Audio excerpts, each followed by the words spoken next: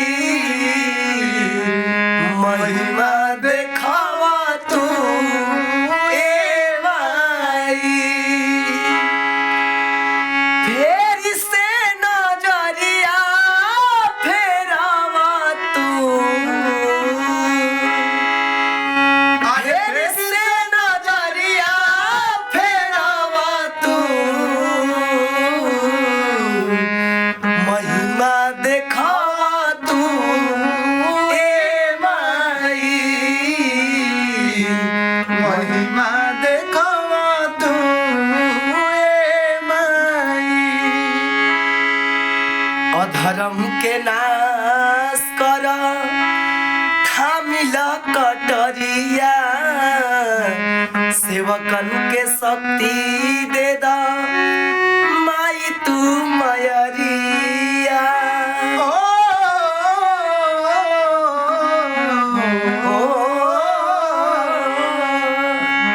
धर्म के नाश कर थामिल कटरिया, सेवकन के शक्ति दे द माई तू मयरिया।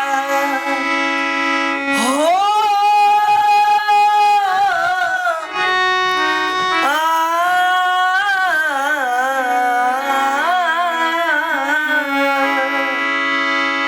हमरो के गोदी में खेलावा तू,